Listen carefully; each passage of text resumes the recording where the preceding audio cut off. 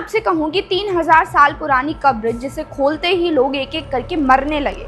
कुछ लोगों की मौत अजीब बीमारी से हुई, किसी की अचानक एक्सीडेंट में, और कुछ लोग बिना किसी वजह के सिर्फ कुछ ही दिनों में दुनिया छोड़ गए। आप सब लोग इसे कोइंसिडेंस कहेंगे या फिर एक श्राप। दुनिया में हजारों पुरानी कब्रें मिली हैं, लेकिन एक कब्र ऐसी मिली है जिसका नाम सुनकर आज भी लोग डर जाते हैं, जिसने हॉलीवुड की फिल्में, बुक्स, टीवी डॉक्यूमेंट्रीज और इंटरनेट पर लाखों कॉन्स्पिरेसी थ्योरीज को जन्म दिया। ये थी टूटनखामुन की कब्र। So hello everyone, I am Anjali and you are watching seeking fact, जहां आज इस वीडियो में हम बात करने वाले हैं द कर्स ऑफ मम्मी के बारे में कि आखिर कौन सी ऐसी मम्मी थी जिससे पूरा इजिप्ट डरता था। तो अब सबसे पहले ये सवाल आता है कि आखिर कौन था टूटनखामुन। लगभग 3300 साल पहले जब दुनिया के कई देश अभी सभ्यता बनाने की शुरुआत ही कर रहे थे, तब इजिप्ट दुनिया की सबसे शक्तिशाली सिविलाइजेशन में से एक था। और इसी इजिप्ट के एक बहुत ही जवान फेरो था जिसका नाम था टूटनखामुन। माना जाता है कि जब वो सिर्फ 8 या 9 साल का था तभी उसे इजिप्ट का फेरो बना दिया गया था, लेकिन फिर अचानक से जब वो 18 से 19 साल का हुआ, उसी समय उसकी मौत हो जाती है। और आज तक ये किसी को नहीं पता कि उसकी मौत का असली रीज़न क्या था। क्या कोई एक्सीडेंट था या कोई बीमारी थी? किसी को कुछ भी नहीं पता कि उसकी मौत आखिर हुई कैसे थी। एंशिएंट इजिप्ट में मौत का सिलसिला इतना आसान नहीं था। वहाँ पर मौत को भी सेलिब्रेट किया जाता था, क्योंकि उनका मानना ये था कि मौत के बाद एक और नई जिंदगी की शुरुआत होती है। इसीलिए फेरो को दफनाया नहीं जाता था, उन्हें अमर बनाया जाता था। बॉडी को केयरफुली प्रिजर्व किया जाता था, जिसे हम आज मम्मी कहते हैं, और उनके साथ रखे जाता था सोना, ज्वेलरी, वेपन्स, कपड़े, फर्नीचर, खाना, ताकि अगले जन्म में उन्हें किसी भी चीज़ की कमी ना हो। इजिप्ट के रेगिस्तान में वैली ऑफ द किंग्स नाम की एक जगह है। यहाँ इजिप्ट का सबसे पावरफुल फेरो को दफनाया गया था।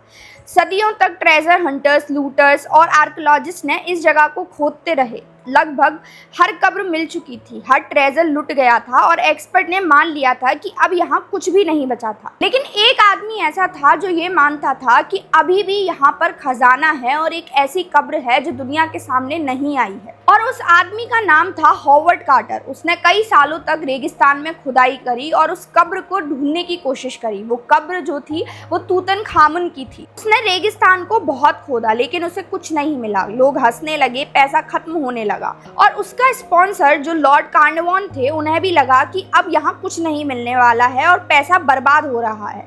उनका कहना था कि ये आखिरी सीजन है और इस बार अगर तुम्हें यहाँ पर कुछ भी नहीं मिला तो इसके बाद तुम अपनी खुदाई और अपना एक्सकवेशन यहीं की यहीं रोक दोगे।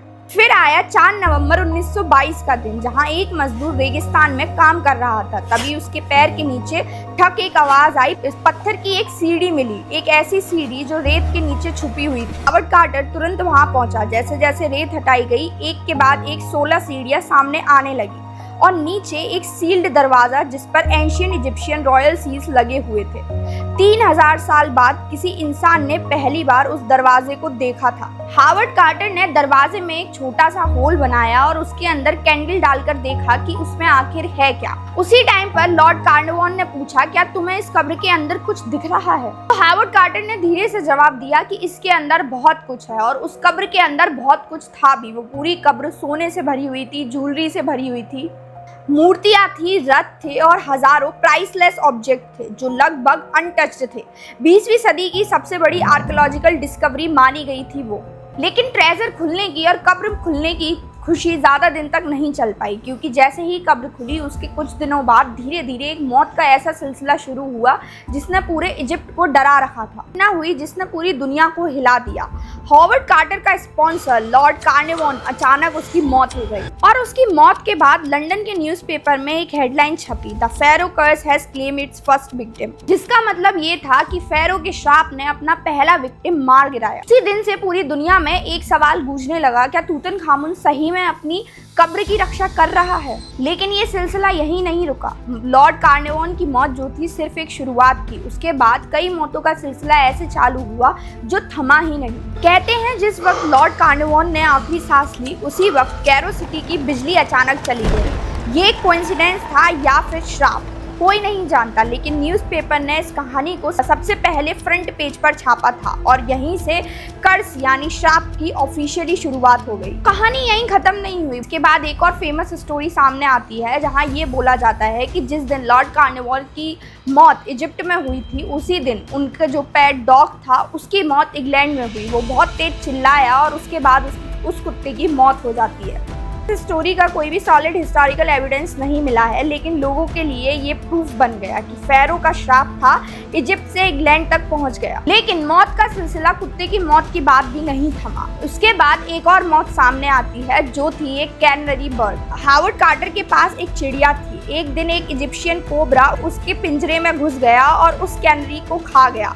इजिप्ट में कोबरा को फेरो की रॉयल पावर का सिंबल माना जाता है। लोकल लोगों ने तुरंत कह दिया कि ये कोई आम सांप नहीं था, ये फेरो का मैसेंजर था जो वार्निंग देने आया था कि कब्र खोलने की सजा मिलेगी। धीरे धीरे ये डेथ लिस्ट इतनी तेजी से बढ़ने लगी कि कुछ न्यूज़पेपर ने इसमें 13 लोगों को शामिल किया और कुछ ने कहा कि 22 और कुछ बोलते हैं कि 30 से भी ज्यादा लोग जो है इस श्राप की वजह से मारे गए। अब यहाँ सबसे बड़ा सवाल ये आता है, क्या ये नंबर सारे सही थे? 1920 में ना ही इंटरनेट था ना टीवी था, सिर्फ न्यूज़पेपर ही एकमात्र सोर्स था। अब आप ये सोचिए कि अगर कोई हेडलाइन सिर्फ ये आए कि एक आर्कियोलॉजिस्ट की इन्फेक्शन से मौत हो गई तो कोई उसे शायद नहीं पढ़ता। इसीलिए हेडलाइंस को कुछ ऐसे बनाया गया कि लोग उसे पढ़ें, लोगों का उस पर निगाह जाए। इसी वजह से हेडलाइन थी कि फेरो के कर्स ने आर्कियोलॉजिस्ट की मौत कर दी। और जैसा न्यूज़पेपर एजेंसीज चाहती थी वैसा ही हुआ। हर न्यूज़पेपर, हर मैगजीन की यही हेडलाइन बनी और इसने लोगों का पूरा ध्यान खींचा। दुनिया डर रही थी और न्यूज़पेपर रिकॉर्ड प्रॉफिट कमा रहे थे। लेकिन यहाँ एक और सबसे बड़ा सवाल खड़ा होता है, अगर ये कर्स इतना ही सच था, अगर ये श्राप बिल्कुल सच था, तो यहाँ सबसे पहले किसकी मौत होनी चाहिए थी? कायदे से यहाँ सबसे पहले मौत होनी चाहिए थी हॉवर्ड कार्टर की, जिसने इस कब्र को खोला था। लेकिन असल में उसकी मौत नहीं हुई। हॉवर्ड कार्टर जिंदा रहा और सिर्फ कुछ साल नहीं, कब्र खुलने के 17 साल बाद तक वो जिंदा रहा और उसकी मौत 1939 में हुई और वो भी बोला जाता है कि कैंसर की वजह से हुई। बात यह आती है कि अगर श्राप इतना ही पावरफुल था तो कार्टर कैसे बच गया? सिर्फ हावर्ड कार्टर ही नहीं, एक्सकेवेशन में काम करने वाले बहुत सारे archaeologist, photographer, workers, Egyptian staff कई दशकों तक बहुत ज़्यादा नॉर्मल ज़िंदगी जीते रहे, लेकिन उनकी स्टोरी कभी भी न्यूज़पेपर की हेडलाइन नहीं बनी क्योंकि उनकी बहुत नॉर्मल लाइफ थी और जो न्यूज़पेपर के लिए उतनी अच्छी नहीं थी, क्योंकि न्यूज़पेपर में सिर्फ मिस्ट्री बिकती थी उस टाइम पे। इसीलिए न्यूज़पेपर ने सिर्फ वही लोगों की खबर छापी जिसमें लोगों की मौत और जो फेरो से रिलेटेड थे। तो अब सबसे बड़ा सवाल ये आता है कि आखिर उस कब्र में ऐसा था क्या जिसकी वजह से मौत हुई थी? क्या ये लॉर्ड कार्निवॉल की मौत सिर्फ एक कोइंसिडेंस थी या फिर 3000 साल पुरानी कब्र के अंदर वाकई कुछ ऐसा था जो इंसान को धीरे धीरे मार सकता था? साइंटिस्ट की माने तो जब उन्होंने टॉम को खोला तो उसकी दीवारों और मम्मी के आसपास पार्टिकल्स की स्टडी करी। 12 साल पुरानी फंगी, मोल्ड, स्पोर्स और बैक्टीरिया के ट्रेसेस मौजूद थे। कुछ माइक्रो ऑर्गेनिज्म थे और ये कुछ ऐसे जीव थे जो बंद जगह में बहुत समय तक इनएक्टिव रह सकते थे। तो जब भी कोई इंसान कब्र खोलता है तो ये हवा के साथ माइक्रोस्कोपिक पार्टिकल्स बाहर आ सकते हैं।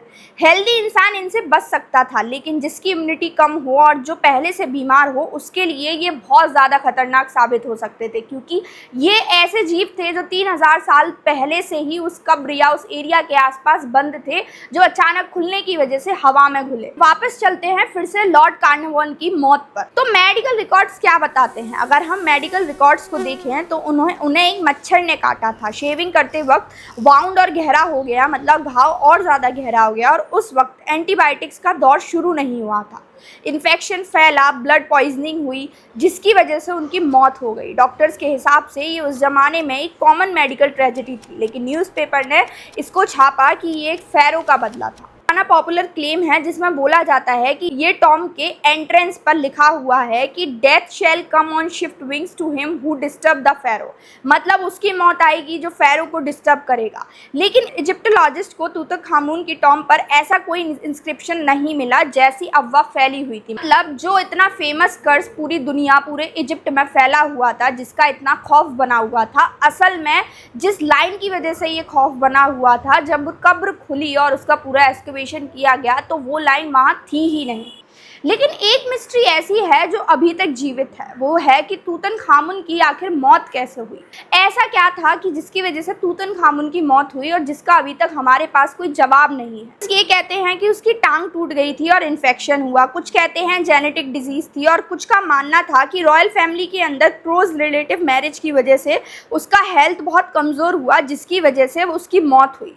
लेकिन ये सब अंदाजे थे। साइंस ने जो है कर्ज को तो समझा दिया कि ये श्राप था या नहीं, लेकिन साइंस अभी तक ये नहीं बता पाया कि तूतनखामुन की मौत आखिर हुई कैसे थी। तो कर्ज हो या ना हो, श्राप हो या ना हो, एक बात सच है, तूतनखामुन का टॉम हिस्ट्री की सबसे बड़ी और इम्पॉर्टेंट डिस्कवरी में से एक था। यहाँ से मिली हज़ारों आर्टिफैक्ट्स ने एंशिएंट इजिप्ट की सिविलाइजेशन को समझने का तरीका ही बदल दिया। तो अगर हम इस कहानी का जिस्ट निकालें तो इस कहानी का जिस्ट ये था कि श्राप जो था वो कभी भी फेरो का नहीं था, श्राप था असल डर का।